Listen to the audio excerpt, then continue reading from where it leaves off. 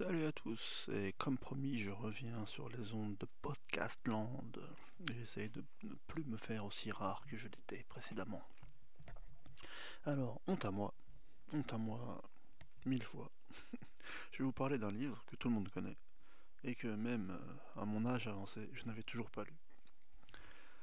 Alors, trêve de suspense, je vais vous parler de Frankenstein, de Mary Shelley.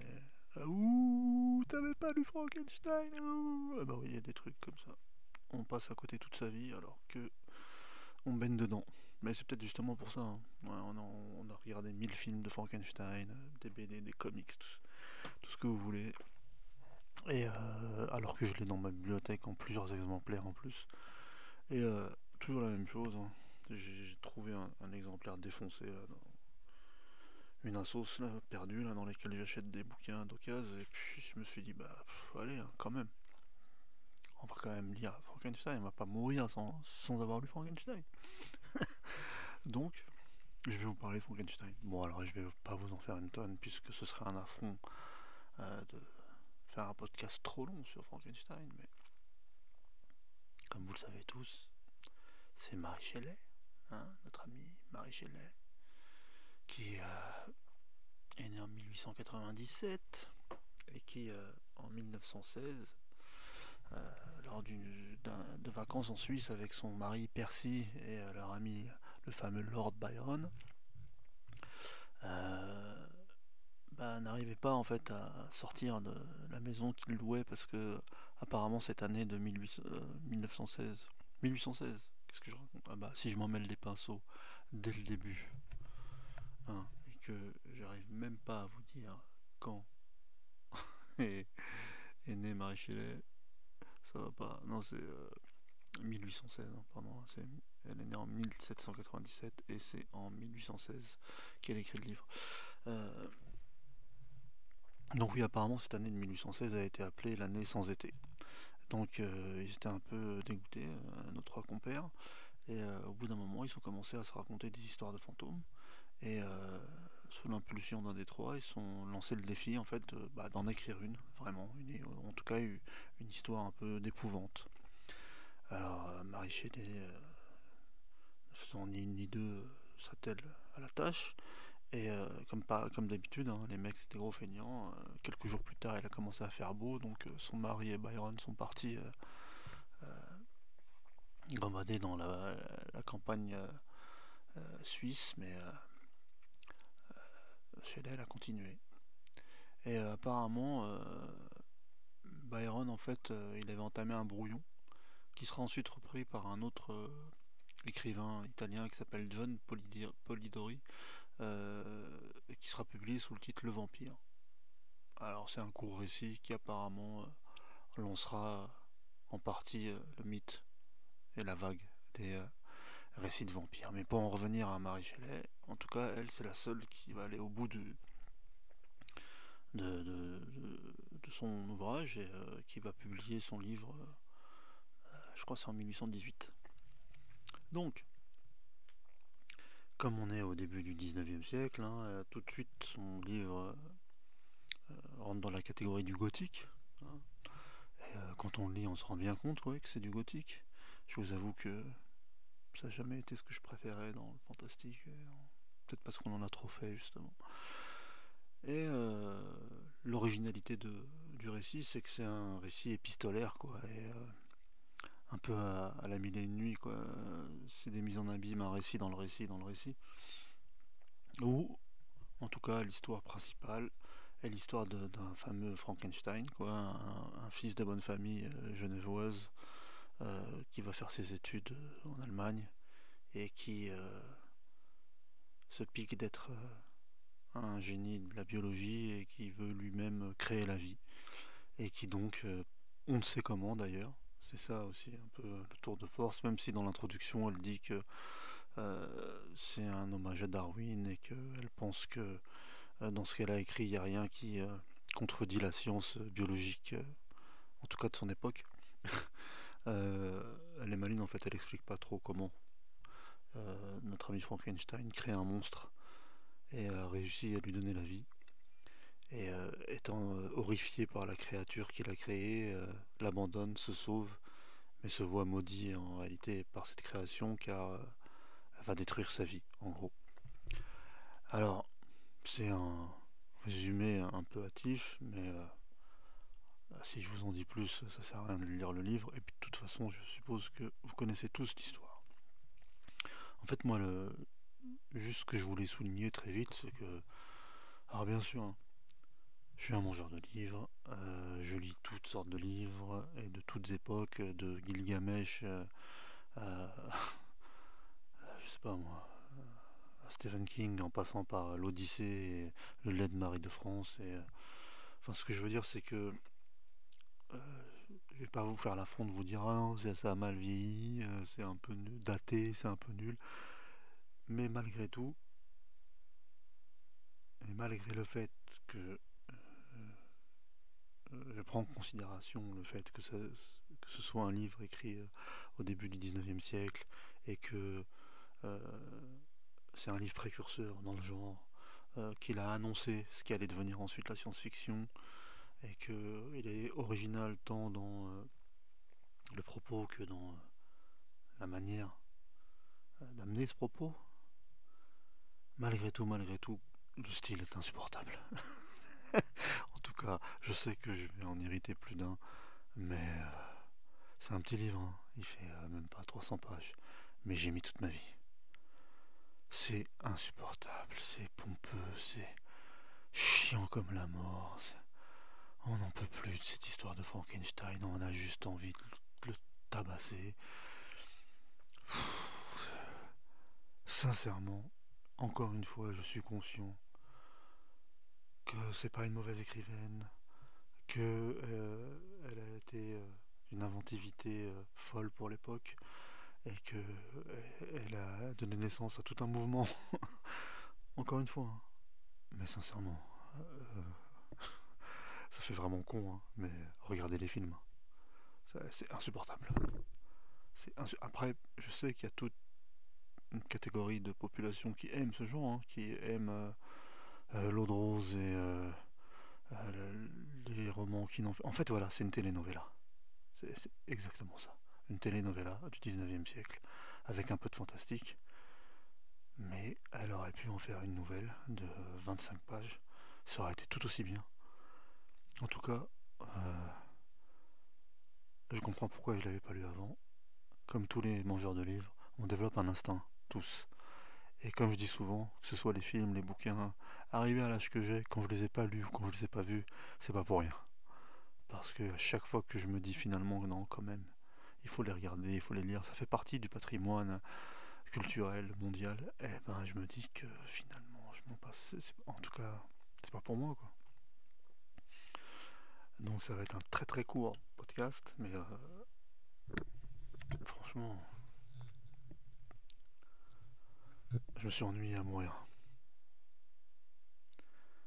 Alors qu'au début, au début, on sent un souffle aventureux, on sent une possibilité, justement, presque de roman d'aventure.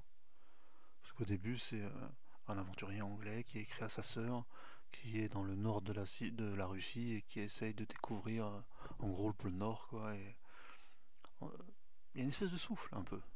On se dit, ah, il va lui arriver. Et même au tout début, hein, quand il rencontre Frankenstein sur la banquise, là, sur un traîneau, en train de poursuivre on ne sait qui, parce qu'au début, on ne sait pas de quoi il s'agit.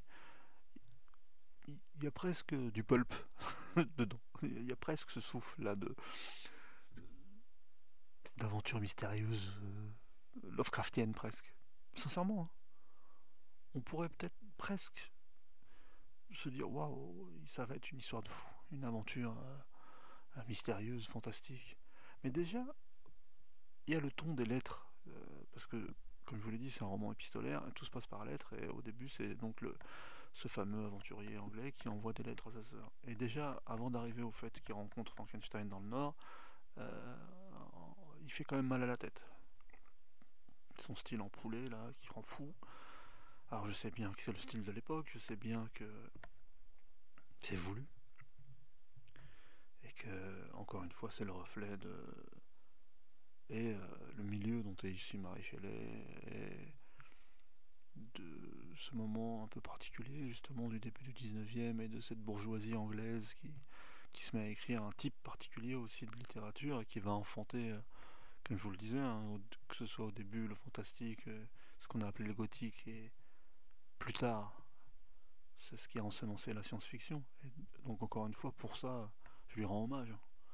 Et je ne dis pas que c'est une mauvaise écrivaine. Je dis juste que, en tout cas pour moi, et je suppose pour un grand nombre de lecteurs de 2025, le style est quasi insurmontable. Je sais que par exemple les 20 dernières pages là où je voulais juste connaître la fin, quoi, même si je la connaissais, mais je voulais savoir elle comment elle l'avait tournée, quoi, cette fin. Euh, j'ai eu mal à la tête, mais au sens propre. Ça m'a paru infinissable, sans compter toutes les digressions là. Et puis il y a un truc où j'ai toujours eu du mal, c'est quand le personnage principal est faible, mais réellement faible. Ce qui est en même temps assez contradictoire parce que au début et à la fin du récit, il y a une certaine force qui se dégage de Frankenstein. Mais sinon, à partir du moment où il commence à raconter sa vie, quoi, jusqu'au moment où la toute fin, quoi, de la poursuite du monstre, mais c'est quelqu'un qu'on a envie, enfin c'est une tête à claque, c'est quelqu'un qu'on a envie de frapper, de jeter contre un mur. C'est insupportable, sa faiblesse, sa faiblesse. Alors je sais bien que sinon il n'y aurait pas eu d'histoire, mais il aurait pu la régler tout de suite, l'histoire. Et puis il y a aussi quelque chose qui... Alors peut-être pour un lecteur d'aujourd'hui, mais... Bon, je pense pas que je vais vous spolier l'histoire en vous en parlant un peu en détail, mais en gros, une fois qu'il donne la vie à son monstre, euh, elle lui paraît tellement horrible, mais dans le sens de laideur, quoi, qu'il en a peur et qui s'enfuit et qu'ensuite il est content de voir qu'elle est plus là et qu'en fait il veut rien avoir avec elle. Mais en même temps ça veut rien dire puisque c'est lui qui l'a fabriqué. Pendant le moment où il était en train d'agencer ces parties là de cadavres, on sait même pas en fait à partir de quoi il la fabrique, mais même le moment où il était encore inanimé, elle avait la même tête, elle avait la même laideur, la même monstruosité, elle était hideuse. Bah alors pourquoi tu lui as donné la vie et pourquoi t'en as peur une fois que tu... Là, moi, ça m'a paru vraiment con. Ah, pour le coup, c'est n'importe quoi. Si t'en avais pas peur au moment où t'étais en train de la créer, pourquoi t'en as peur au moment où juste elle bouge, quoi. Et ensuite, c'est que ça, quoi. C'est que... Puis bon. Alors bien sûr, vous allez me dire, vous cherchez la petite bête, il faut une suspension d'incrédulité. Mais pareil, je veux dire, il se décide à la toute fin du récit de pourchasser sa créature parce que en gros bah, elle est responsable de la mort de toute sa famille presque, mais il aurait pu la tuer dès le début. C'est bon, on est au 19e siècle, il y a des armes à feu, enfin je veux dire, même si elle est super forte et qu'elle est agile et tout, il aurait pu la tuer en 5 secondes. C'était simple. Et au lieu de ça, par faiblesse et par pusillanimité, et par une espèce de moralité qu'il n'avait pas du tout au début et qu'il est... Enfin, moi je trouve qu'il y a beaucoup justement d'incohérence dans le récit, qui est déjà super long et insupportable justement dans la lenteur à laquelle elle fait avancer les choses, quoi, notre ami Shelley, mais ensuite il y a ça aussi, là, il y a le fait qu'en réalité, comme je dis toujours, que ce soit un récit fantastique, de science-fiction, de fantasy, de super-héros, ce qu'on veut, parce que la plupart des gens qui sont pas dans ce genre de littérature vous disent mais de toute façon qu'est-ce que tu t'en fous, ça n'existe pas, c'est des... Ok, ça n'existe pas, mais à l'intérieur de chaque récit il y a des règles. La suspension d'incrédulité, elle va pour ça, pour le fait que par exemple un homme ne peut pas créer la vie, mais une fois qu'on accepte ça, il y a toujours quand même les règles régissent ce monde. Enfin, juste des règles de logique par exemple. Et là, je trouve que il y a une vraie erreur dans la manière dont se comporte, ou en tout cas dans la manière dont elle a créé ce personnage, quoi. Ça va pas, ça colle pas. Et donc en fait, c'est une épreuve de lire ce livre. Alors je sais, il y a encore pas très longtemps, j'ai écouté une émission sur France Culture où il y avait une spécialiste de cette époque-là, et en particulier de Shelley, qui disait que, encore une fois, hein, c'était un génie et qu'elle avait créé tout un... Elle était à l'origine de tout un nouveau style. Je veux bien le comprendre, je veux bien l'admettre. Je veux dire, moi aussi j'ai fait lettres et je peux voir tout ça. Mais comme je dis souvent, on a beau se gargariser sur tous ces grands auteurs. Par exemple, moi quand j'étais en lettres, que ce soit de, justement des premiers romans de l'histoire de la littérature française, entre guillemets, que ce soit les Ptaméron ou le lait de Marine de France, jusqu'au, on se rend compte en fait que juste on a pris déjà que ce qu'on a retrouvé et qu'on a juste voulu créer un corpus en réalité pour se dire waouh, on a une super littérature qui date de 1000 ans. Mais en réalité, euh, si on est honnête, la plupart de ces bouquins sont chiants et nous dégoûtent juste de la littérature si on lit que ça. Alors encore une fois, je sais que je vais énerver plein de monde, euh, mais souvent quand je rencontre des gens qui ont fait lettres et qui finalement ont continué à être de gros lecteurs, mais se sont fait leur propre panthéon en réalité de littéraire, dans tous les genres, à toutes les époques et dans toutes les langues, enfin en tout cas dans la littérature du monde entier, on en arrive tous à la même conclusion en réalité, c'est que tout ce qu'on dit soi-disant être de la grande littérature, c'est juste une posture en réalité. C'est juste pour dire que chaque pays a un corpus incroyable de grands auteurs et que de grands auteurs pardon et qui sont tous presque en fait c'est une compétition pour dire on a le plus grand corpus littéraire du monde, mais en réalité c'est comme pour tout quoi. Il n'y a pas grand chose à en sauver. Il y en a un, et c'est peut-être un peu pompeux ou orgueilleux de ma part de dire ça, mais et encore une fois je dis pas que Marie Shelley est une mauvaise écrivaine, mais ce livre-ci en tout cas aujourd'hui est encore une fois pour quelqu'un pourtant qui lit beaucoup et qui lit tous les genres et tous les styles et tout ce que vous voulez, c'est insupportable à lire. Donc euh, après tout, si je fais un podcast qui parle des livres que je lis et de la vie que je donne dessus, pourquoi me priver de dire ce que je ressens? Frankenstein c'est chiant. Par exemple, si on regarde la première adaptation cinématographique, là il n'y a pas longtemps, j'ai racheté le coffret Universal Monster en Blu-ray là parce qu'il y avait une réédition et que moi j'avais perdu le mien ou vendu ou je sais plus, comme souvent. Et il est exceptionnel ce coffret, hein. Je le conseille à tout le monde et en ce moment il est vraiment pas cher. Et donc dedans il y a les premières versions de tout justement les films basés sur les créatures fantastiques. Donc il y a Dracula, la créature du lagon, la momie, Frankenstein. Et ben Frankenstein par exemple, il est exceptionnel ce film. Il est extraordinaire et il est 10 fois mieux, 1000 fois mieux, 1 milliard de fois mieux que le livre. Et c'est suffisamment rare pour le noter, parce que souvent c'est le contraire. C'est quasiment jamais qu'une adaptation arrive à la cheville de l'original, du livre. Mais là, regardez le film, et regardez ce film en particulier. Donc, jetez-moi des tomates, mais je déconseille fortement de lire Frankenstein, à part en tant qu'archiviste et documentariste, et mon genre de livre pour pouvoir en parler, quoi, pour pouvoir dire je l'ai lu. Mais à part ça, c'est une épreuve.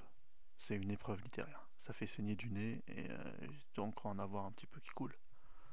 Donc, je vous en dirai pas plus. 19 minutes, c'est suffisant. À bientôt les mangeurs de livres et faites-vous plaisir.